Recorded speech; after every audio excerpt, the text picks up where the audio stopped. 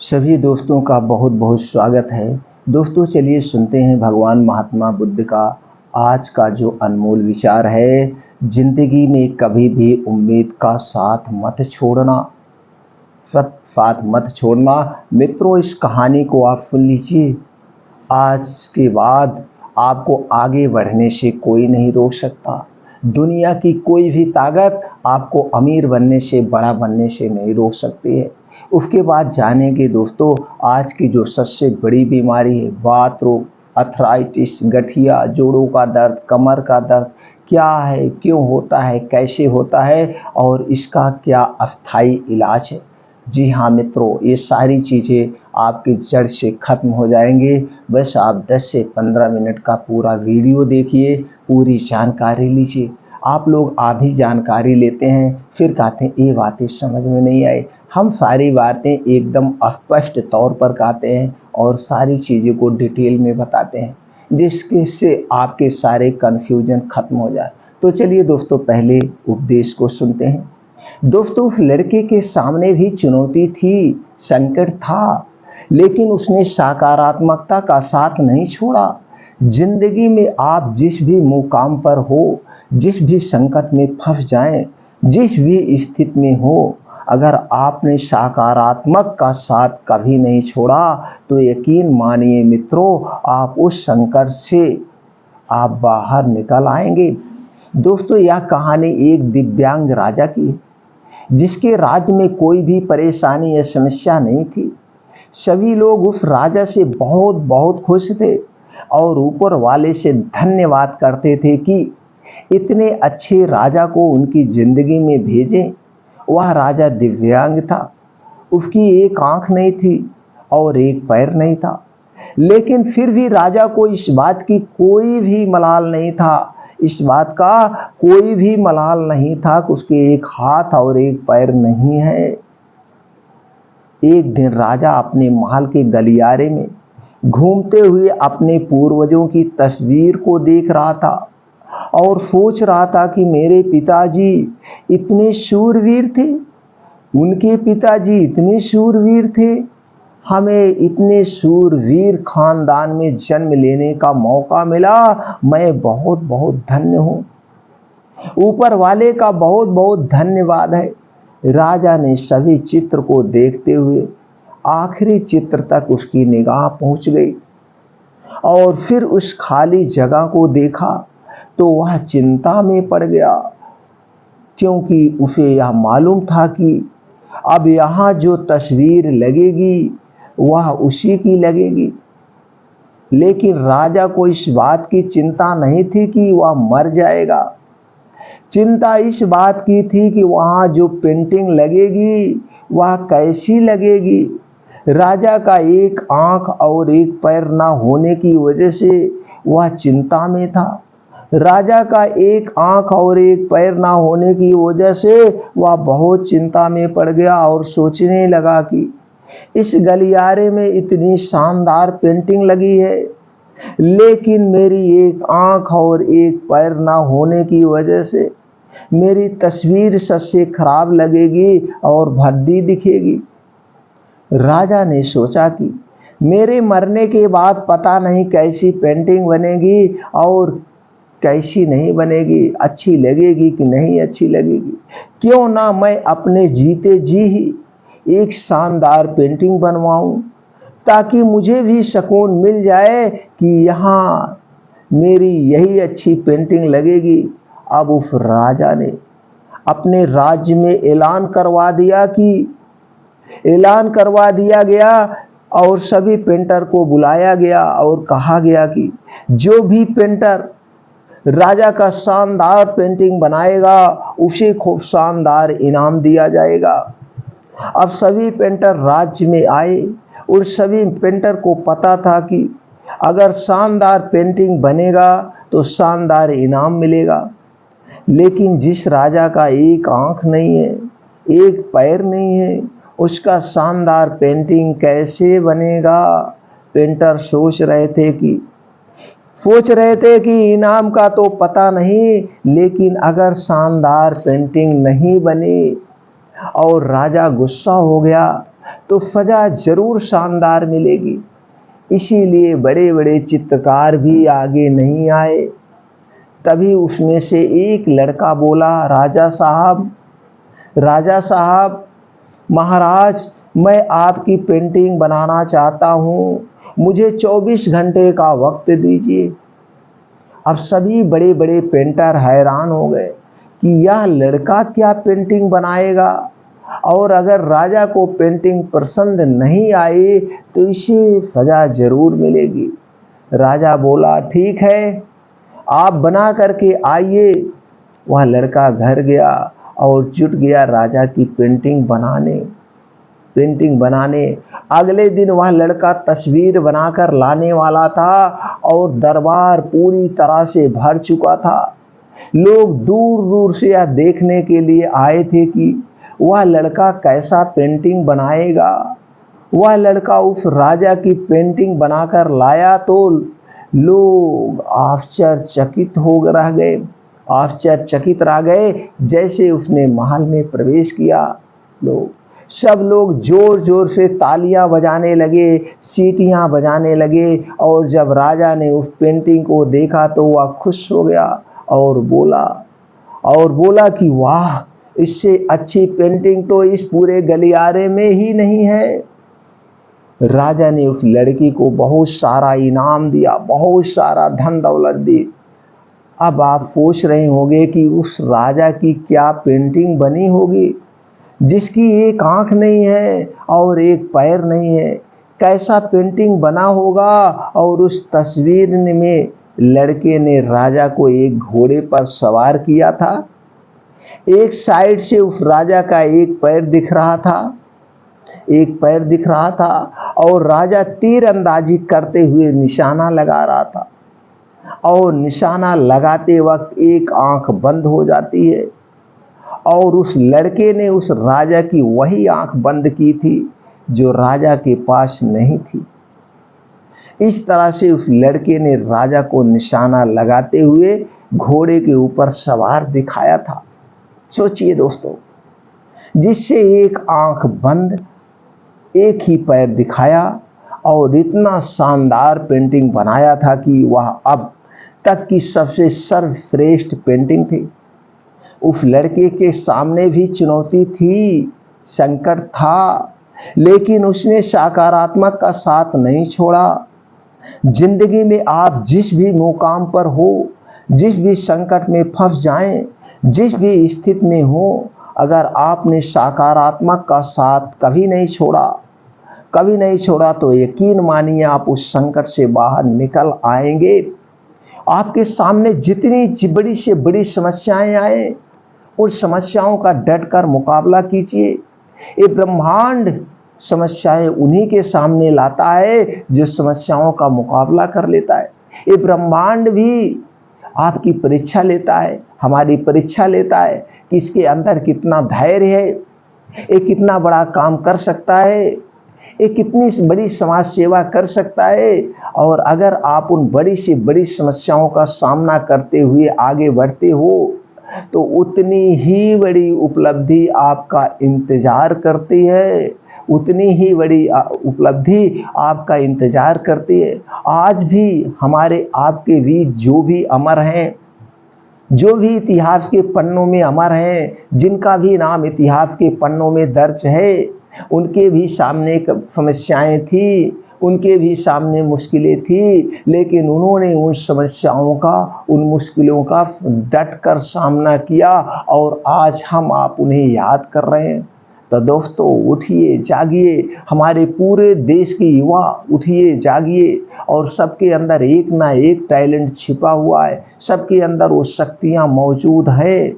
उठिए, अपनी शक्तियों का प्रदर्शन करिए और दिखा दीजिए पूरे दुनिया को। आप भी अपना नाम दर्ज करवा दीजिए इतिहास के पन्नों में। आपको भी दुनिया आने वाले समय में याद करेगी। आने वाले समय में आपका भी नाम होगा, मान होगा, सम्मान होगा।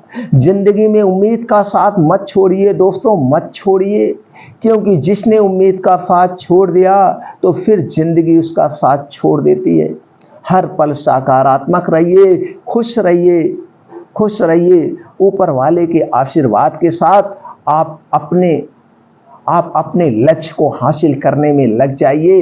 एक न एक दिन आप अपने लक्ष्य को हासिल करेंगे और आपका नाम भी इतिहास के पन्नों में दर्ज होगा, जरूर दर्ज होगा। सोना छोड़िए, उठिए, जागिए और सपनों के पीछे भागिए। सपनों को पकड़ कर रखिए, आपका सपना आपका इंतजार कर रहा है। तो दोस्तों चलिए अब जानते हैं वो कौन से 2 उपाय है जो अर्थराइटिस, गठिया जोड़ों के दर्द को जड़ से खत्म कर सकता है। तो दोस्तों इसको उपचार जानने के पहले हम कारण को जान लेते हैं। जब हम कारण को जानते हैं तभी हमें उपचार करने में अच्छा होता है। सबसे पहली चीज, कारण को हटा दीजिए। जैसे आप सर्विस करते हैं, आप सुबह जा रहे हैं किसी ड्यूटी पर, आप प्राइवेट कंपनी में काम कर रहे हैं और वो प्राइवेट कंपनी बहुत सख्त है। वहाँ पे आपकी 10 बजे बायोमेट्रिक एंट्री होगी। अगर आप 10:02 पे भी जाएंगे, 1 मिनट पे भी जाएंगे, उस दिन आपकी एंट्री नहीं होगी, आपके वेतन से काट दिया जाएगा। तो आप स्ट्रिक्टली एकदम राइट 10 बजे ऑफिस में एंट्री करते हैं, फिर वहाँ पे 4 बजे छूटते हैं। आप वहाँ पे काम कर रहे हैं, 8 घंटे की ड्यूटी कर रहे हैं। क्यों कर रहे हैं? उसके पीछे का कारण है। आपको पैसे चाहिए। पैसे क्यों चाहिए? आपकी आवश्यकताएं हैं, कपड़े की आवश्यकता है, खाने की आवश्यकता है, आपकी बहुत सारी इच्छाएं। आप गाड़ी लेना चाहते हैं, घर लेना चाहते हैं, अपने बच्चों की पढ़ाई पूरी करना चाहते हैं, आप अपनी वाइफ के लिए कपड़े अच्छे अच्छे, गहने अच्छे अच्छे लेना चाहते हैं, डॉक्टर को इंजीनियर बनाना चाहते हैं। ये सारे कारण हैं। इस कारण से आप स्ट्रिक्टली वहाँ पे ड्यूटी कर रहे हैं और उस वहाँ पे 8 घंटे का पूरा काम कर रहे हैं, आराम नहीं कर रहे हैं। कारण है। कारण के अगर इसी कारण को हटा दो, सारी आवश्यकताएं हटा दो, तो आप क्या हो गए? एक सन्यासी हो गए, आप एक साधु हो गए। साधु सन्यासी को क्या चाहिए? एक टाइम का भोजन चाहिए और एक वस्त्र चाहिए सर पे लपेटने के लिए। उनके पास कोई आवश्यकता ही नहीं, तो उन्हें 10 बजे ऑफिस जाने की, 8 घंटे की ड्यूटी करने की जरूरत नहीं। यानी कि आपने कारण को हटा दिया। उसी तरह से मेरे शरीर में कोई भी बीमारियां होती हैं तो उसके पीछे के कारण है। और कारण को कौन उत्पन्न करता है? कारण को आप उत्पन्न करते हैं, हम उत्पन्न करते हैं। छोटी छोटी जो ये गलतियां करते हैं, इन्हीं गलतियों की वजह से बड़ी बीमारी का रूप ले लेती है, बड़ी बीमारी। तो अब कारण को पकड़ने के लिए आपको ये समझना होगा कि हमारा शरीर किससे बना है, हमारे शरीर में क्या क्या कमियां हो सकती है, उस कमी को पूरा कर दीजिए। और ये जानना होगा किस कारण से ये हमारे शरीर में रोग होता है, उस कारण को हटा दीजिए। आपका अस्थायी इलाज हो गया। आज के समय में कोई भी ऐसा असाध्य रोग नहीं है जिसे ठीक ना किया जा सके। आयुर्वेद यही कहता है, कोई भी असाध्य रोग नहीं है जिसे ना ठीक किया जा सके, बशर्ते उसके कारण पर इलाज करिए, उस कारण को हटा दीजिए, ऑटोमेटिक बीमारियां स्वतः ठीक हो जाए। तो दोस्तों इसको समझने के लिए आपको कुछ चीजें समझना पड़ेगा।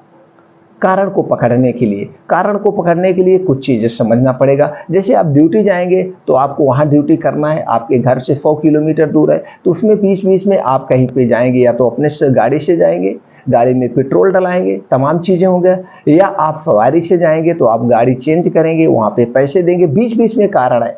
तो फिर कुछ कारण को में कारण निकलते हैं, तो चीज़ें समझना पड़ेगा। तो उसके लिए आपको दोस्तों ये समझना पड़ेगा आपका शरीर किससे बना है। आपका शरीर 5 तत्वों से बना है, जल, पानी, आकाश, इन सब से। और आपके शरीर में 3 दोष पाए जाते हैं। 5 तत्व और 3 दोषों का आपस में संबंध है। अगर ये आपके शरीर के 3 दोष जब गड़बड़ होते हैं तभी आपके शरीर में कोई भी बीमारी होती है।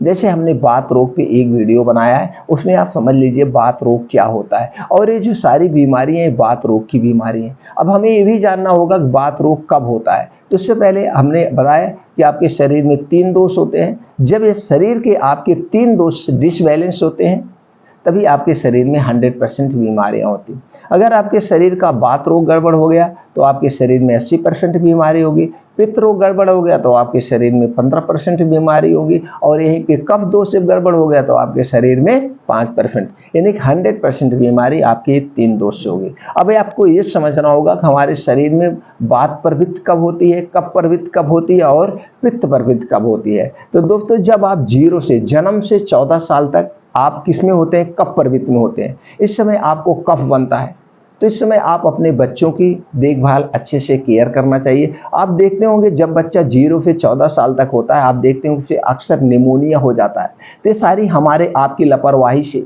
होता है निमोनिया भी, निमोनिया हो जाता है, सर्दी जुकाम से हमेशा पीड़ित रहता है, उसे कफ बार बार आता है, उस समय बच्चों को तेज भूख भी लगती है। तो ये एक प्रकृति का नियम है, ये प्रकृति, हमारा शरीर उस समय कफ प्रवृत्ति में होता है। तो किसी को कफ ज़्यादा बनता है, किसी को कफ कम बनता है, तो उस पर निर्भर करता है, क्योंकि सबका शरीर एक समान नहीं होता है, सबका शरीर एक समान से नहीं होता है, किसी को कुछ सूट करता है, किसी को कुछ सूट करता है। ये सब पे बड़ा ही गहन, बड़ा ही विषय होता है। तो दोस्तों किसी को, तो आप समझ गए कब प्रवृत्ति कब से होता है, तो 0 से लेकर के 14 साल तक। अब 14 साल से 60 साल तक हम किस प्रवृत्ति में होते हैं, पित्त प्रवृत्ति होती है। तो किसी को पित्त ज़्यादा बनता है, किसी को पित्त कम बनता है, किसी को भूख ज़्यादा लगती है। अब उसी में बहुत सारे मतलब रीजन होते हैं।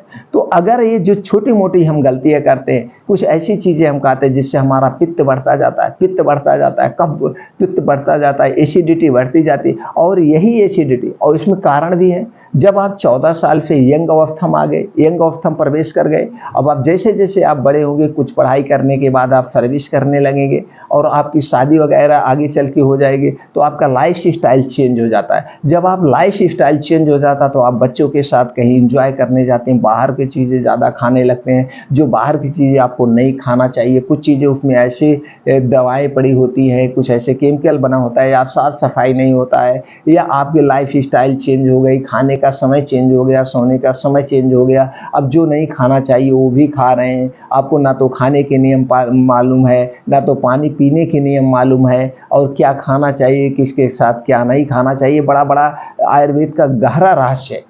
तो इन सब में गड़बड़ियाँ होती हैं, जिसकी वजह से आपको पित्त, गैस, एसिडिटी बनती। और यही पित्त, गैस, एसिडिटी एक दिन की नहीं होती है। हार्ट अटैक एक दिन में नहीं आता है, पैरालिसिस एक दिन में नहीं आता है, ब्लड शुगर एक दिन में नहीं आता है। अब ये जब पित्त प्रवृत्ति चलती है, इसी के बीच में सारी उल्टी सीधी होते होते अब आपको 20 साल 25 साल लग जाता है, आप उस समय 60 साल की उम्र में पहुँच जाते। तो यही जब पित्त, एसिडिटी बनते बनते आपके पेट के गैस की एसिडिटी हो जाती, और यही गैस की एसिडिटी बढ़ते बढ़ते आपके रक्त में चली जाती है, तो वहाँ रक्त की अम्लता हो जाती है, रक्त में एसिडिटी बनती है। और जब रक्त की एसिडिटी बनती है तो वही गठिया, बाई, बतास, heart attack, blood pressure, blood sugar, ये सारी बीमारियां होने लगती है। तो उस समय हम सिर्फ दवा लेते हैं, कारण पे फोकस नहीं करते, किस कारण से, और डॉक्टर के पास बताते भी नहीं, डॉक्टर भी नहीं बताता इस कारण से हो रहा है। आप जा रहे हैं, 15 दिन के डॉक्टर दवा दे रहा है, 15 दिन आ रहे हैं, दवा खा रहे हैं, फिर 15 दिन बाद डॉक्टर के पास जा रहे हैं, हाँ सर आराम है, कुछ एनाल्जेसिक है, कुछ ऐसी दवाएं दे दी जाती है। फिर 1 महीना बाद बस आप कार्यक्रम चलता रहता है, और ये आप थक हार के मान जाते हैं कि बीमारी ठीक नहीं होती, एक गठिया, बाई, बतास ठीक नहीं होता। एक तो ये सबसे बड़ा कारण। दूसरा, जब आप इस अवस्था में, तो कुछ अवस्था में कहीं चोटें वगैरह लग जाती है, तो वो भी जा कर के आगे आपको दर्द होती है। कभी कभी जब आपको हड्डियों में दर्द होता है, जोड़ों में दर्द होता है, तो आपको कैल्शियम, विटामिन डी की भी कमी होती है, पोषक तत्व नहीं मिल पा रहे हैं। एक तो आज के समय में रासायनिक खादों का इतना जम के प्रयोग हो रहा है, तो शुद्ध हमें पोषक तत्व तब भी नहीं मिल पा रहे हैं। ये सारे भी रीजन हैं। और फिर दिनचर्या भी गड़बड़ हो जाती है। तो ये सारे एक रीजन नहीं है, बहुत सारे रीजन है। तो इन कारणों को, तो सबसे पहले आपको पित्त, गैस, एसिडिटी ना बने, अपने आप पाचन तंत्र को मजबूत रखना है, तो इसमें कुछ चीज़ नहीं खाना है, कारण को हटा दीजिए। जैसे आपको गैस क्यों बनती है, किसी दिन आप अंदाज लीजिए, जिस दिन आप गरिष्ठ भोजन, पका भोजन ज़्यादा खाएंगे, उस दिन आपको गैस, एसिडिटी बन जाएगी। और आप अपना ब्लड प्रेशर चेक कराएंगे तो ब्लड प्रेशर बढ़ा हुआ मिलेगा आपको, और आपको बेचैनी सी रहेगी, आपको शरीर उतना फुर्त नहीं रहेगा। किसी दिन नॉर्मल सब्जी रोटी खा लीजिए, दाल चावल रोटी खा लीजिए, उस दिन आपका शरीर फुर्त रहता है। तो ये सारी चीज़ें हैं। तो इसके लिए आपको कुछ नियमों का पालन करना होगा, और ये सारे नियम वीडियो इस पर चैनल पर पड़े, आप देख सकते हैं। खाना खाने के नियमों का पालन करना होगा, यानी खाना खाते समय तो बिल्कुल पानी मत पीजिए। खाना खाने के 1 घंटे पहले पी सकते हैं, खाना खाने के 2 घंटे के बाद आप पानी पी सकते हैं। खाना खाने के नियमों का पालन करना होगा, पानी पीने के नियमों का पालन करना होगा, और कुछ प्रकृति के नियम भी अपनाने होंगे, कुछ प्रकृति के नियम अपनाने होंगे। जैसे कितने बजे हमें सोना है, कितने बजे हमें जागना है, और हमें डेली रूटीन में कुछ योगा, मेडिटेशन, एक्सरसाइज भी करना होगा। ये आपके शरीर को फुर्त और दुरुस्त रखे। इससे संबंधित हमने बहुत चैनल पर वीडियो में बना चुका। बहुत वीडियो पड़ी हुई इस चैनल पर, आप देख सकते हैं। तो इस बारे पे चर्चा नहीं करें। तो दोस्तों कुछ चीज़ें आपको नहीं खाना वो जान लीजिए, कुछ जिससे आपको गैस एसिडिटी बनती है, इस कारण को हटा देंगे, आपका डाइजेशन इंप्रूव होगा और धीरे धीरे आपकी बीमारियां ठीक हो जाएंगी। फिर हम उधर उपाय बताते हैं क्या क्या नहीं खाना है। चीनी से बनी हुई कोई भी चीज़ मत खाइए, ये आपके शरीर के अंदर एसिडिटी को बनाती है और जब शरीर के अंदर एसिडिटी बनेगा तो रक्त की एसिडिटी बनेगी, आगे चल के आपको परेशानी होगी। तो चीनी से बनी हुई कोई भी वस्तु नहीं खाना है। मैदा से बनी हुई कोई भी चीज़ नहीं खाना है, जितनी भी चीज़ें हैं। और रिफाइन किया हुआ तेल और डालडा कभी नहीं लेना है और ना तो इससे बनी हुई कोई चीज़ लेना है। पैकेट बंद खाना, डिब्बा बंद खाना कोई भी नहीं लेना है। ये सारी चीज़ें किससे बनती है? चीनी से बनती है, मैदे से बनती हैं और रिफाइन में निकाली जाती है। 3 चीज़ें हो गया। ऊपर से इसमें आर्टिफिशियल कलर डाला जाता है। तीसरी इसमें कुछ प्रिवेंट डाले जाते हैं जिससे आप 6 महीने 7 महीने के लिए सुरक्षित, यानी कि 5 से 6 चीज़ें इसमें डाली गई। ऊपर से 5 से 6 बार इसे प्रोसीजर किया जाता है। तो सारी चीज़ें ये नष्ट हो गई, इसमें हमारे स्वास्थ्य के लिए कुछ भी नहीं बचा। जो कुछ हमें उसमें से मिलेगा बेड कोलेस्ट्रॉल मिलेगा और यही बेड कोलेस्ट्रॉल हमारे जाकर के नसों में ब्लॉकेज का काम करता है। यानी आपको सुरक्षित रहता तो ये सारी चीज़ें हटाना होगा। ठंडा पेय पदार्थ कोई नहीं लेना है, उसमें भी रीज़न चाहे वो कोल्ड ड्रिंक्स हुआ चाहे ठंडा पानी हुआ। हाँ, अगर आपको किसी कारणवश कोई डॉक्टर किसी मर्ज में बता दिया है कि आपको इस कंडीशन में ठंडा पानी लेना है तो आप ले लीजिए, वो आप अलग हो गए, अलग बात हो गई। लेकिन नॉर्मली तौर पे हमारे शरीर का तापमान क्या होता है? गर्म रहता है। आप देखते होंगे किसी की शरीर ठंडी हो गई तो हम क्या मानते हैं? राम नाम सत्य हो गया। तो दोस्तों जब आप जानते हो कि आपकी शरीर हमेशा गर्म रहती है, कितना गर्म रहती है? 35 डिग्री सेल्सियस, 37 डिग्री सेल्सियस। जब आपके शरीर का तापमान 35 डिग्री सेल्सियस है, ऊपर से जब आप ठंडा पानी पिएंगे तो दोस्तों क्या होगा? शरीर का कोई ना कोई अंग डिस्टर्ब होगा। इसको एक एग्जाम्पल से समझते, कोई लोहा लीजिए, उस पर आप थोड़ा सा पानी गिराइए, आपको एक आवाज़ सुनाई देगी छन्न की, और जब वो ठंडा हो जाए उस पर आप अपनी अंगुली रगड़िए तो आप देखेंगे उसका कुछ ना कुछ पदार्थ आपके अंगुलियों में लगेगा। दूसरी तरफ जब आप अपने शरीर के अंदर ठंडा पानी डालते हैं तो वहाँ पे भी आवाज़ आती है, लेकिन उस आवाज़ को हम आप सुन नहीं पा रहे हैं। वो कहीं ना कहीं हमारे शरीर में कोई ना कोई बीमारी घर कर जाती है। और जब ठंडा पानी आप पी ही लिए हैं तो ये आपका शरीर क्या करता है? इस ठंडे पानी को अपने टेम्परेचर में बराबर करने के लिए एक्स्ट्रा ऊर्जा खर्च करना पड़ता है। सब जगह से खून इकट्ठा होकर इस पानी को गर्म करता है, इस पानी को अपने टेम्परेचर पर लाता है। तो आप जान गए किस तरह से ये हानिकारक है। तो कभी भी ठंडा पेय पदार्थ आप मत लीजिए, आप अपने शरीर के तापमान के हिसाब से पानी का प्रयोग करिए दोस्तों, आप स्वस्थ रहेंगे। अल्कोहल, धूम्रपान कभी मत लीजिए, ये सारी चीज़ें हमारे डाइजेशन को खराब करती हैं और जब आपका डाइजेशन ही नहीं सही रहेगा तो आपको दोस्तों तरह तरह की बीमारियां होंगी। अब क्या खाना है ये जान लीजिए। आप अपने शरीर के डेली रूटीन के हिसाब से हर एक तरह की प्रोटीन्स चाहिए बॉडी ग्रो करने के लिए, शरीर की सुरक्षा करने के लिए प्रोटीन्स चाहिए, विटामिन चाहिए, कैल्शियम चाहिए, आयरन चाहिए, ये सारे पोषक तत्व चाहिए। तो आपको अपना डाइट ऐसे मैनेज करना चाहिए ये सारे पोषक तत्व उसमें पाए जाते हों। तो उसके लिए आपको हरी साग सब्जियाँ खूब जम के खाइए। सीजन वाइज जो भी फल फ्रूट मिलता है आप अपने बजट के हिसाब से खाइए। आप अपने बजट के हिसाब से ड्राई फ्रूट शामिल करिए, दूध खाइए, दही खाइए, लेकिन वो घर की, पैकेट की नहीं। पैकेट का खाने से कोई मतलब नहीं है दोस्तों, उस पर हम चर्चा नहीं करेंगे, वीडियो आगे खिंच जाएगी। तो ये चीज़ें आपको खाना है। हरी साग सब्जी खाइए, मल्टीग्रेन आटा खाइए, मिक्स दालें का प्रयोग करिए, सब्जी खाइए, ताज़ा आंवला मिल जाए तो 3-4 आंवला डेली खाइए, ये आपकी रोग प्रतिरोधक क्षमता को बढ़ाता है। नींबू खाइए, अदरक खाइए, लहसुन खाइए, ये जो चीज़ें आपके किचन में डेली रूटीन में आपके शामिल होनी चाहिए, ये सारी चीज़ें आपके डेली रूटीन में ज़रूर शामिल हो जाए। अगर इतना चीज़ खाते हैं और इन चीज़ों का अवॉइड कर देते हैं, अपने डेली रूटीन में योगा मेडिटेशन करते हैं तो आप स्वस्थ रहेंगे। कुछ अर्थराइटिस, जोड़ों का दर्द उम्र के हिसाब से होता है, 60 साल, जैसे आपका वेट ज़्यादा हो गया तो उसको वेट को आप कल कर लीजिए। आपके अंदर शुगर ब्लड प्रेशर है तो उसे आप कंट्रोल कर लीजिए, इसकी वजह से दर्द होता है। ये कुछ कारण, लेकिन ये सारे कारण उससे होता, हमने जैसे बताया आपका बात प्रवृत्त है वो आगे चल के होगा। ये सब मेंटेन कर लीजिए दोस्तों। तो 2 उपाय आपको बताते हैं, ये 2 उपाय बहुत ही कारगर है और एकदम सेफ है। पहला उपाय है मेथी दाना। दोस्तों रात को 1 चम्मच मेथी दाने को आधे कप पानी में मिट्टी के बर्तन में भिगोना है। मिट्टी के बर्तन में आप इसे पहले अच्छे से धुल लेना है। धुलने के बाद मिट्टी के बर्तन में आधा कप पानी डाल के इसे 1 चम्मच भिगो देना है। सुबह उठने के बाद योगा एक्सरसाइज करने के बाद आप इसे दोस्तों चबा के खा लेना है। जो मेथी है इसे चबा के खा लेना है। उसके बाद जो उसमें पानी बचा उसे पी लेना है। रोज़ सुबह खाली पेट 1 ग्राम 1 चम्मच मेथी दाना, ये पहला उपाय है। ये धीरे धीरे आपके ब्लड प्रेशर को भी कम करेगा, ब्लड शुगर को भी कम करेगा, कोलेस्ट्रॉल को भी कम करेगा, हार्ट अटैक से भी बचाएगा और गठिया बाई बतास जोड़ों के दर्द से भी बचाएगा। दूसरा उपाय है दोस्तों खाने वाला चूना। कैल्शियम बहुत अधिक मात्रा में पाया जाता है, यही चूना जो पान में खाया जाता है। और क्या लेना है, दही। दही कितना लेना है, 100 ग्राम। ये पैकेट की दही नहीं चाहिए, घर में आप खुद जमाइए और वो भी मिट्टी के बर्तन में। और जब भी दही खाना मिट्टी के बर्तन या कांच के बर्तन में ही खाना, बाकी किसी चीज़ में कभी भूल कर दही मत खाना। इसका भी बहुत बड़ा रीज़न है, बाद में चर्चा कर लेंगे। लेना है किसमें, 100 ग्राम दही मिट्टी के बर्तन में या कांच के बर्तन में, घर की दही, और उसी में डाल देना है 1 ग्राम चूना। अब आप 1 ग्राम चूना कैसे वजन करेंगे, कर नहीं सकते। तो दोस्तों ये गेहूं के बराबर, 1 गेहूं के बराबर आपको चूना लेना है और उसी दही में मिला देना है। कब खाना है, दोपहर में खाना है। दोपहर में से रोज़ 1 बार, सिर्फ 1 बार। पुरानी सी पुरानी 60 साल की गठिया बाई दर्द, कोई भी दर्द है, 2 से 3 महीने में जड़ से आपको ठीक कर देगा। 2 से 3 महीने में जड़ से आपको आराम कर देगा। तो दोस्तों ये 2 उपाय अपना करके आप गठिया बाई जोड़ों का दर्द जो कुछ भी है सारी चीज़ें आप अपने घर पर सेफ एंड सुरक्षित कर सकते हैं किसी भी। लेकिन वो सारे कारण को हटा दीजिए, आप हमेशा निरोगी बने रहेंगे।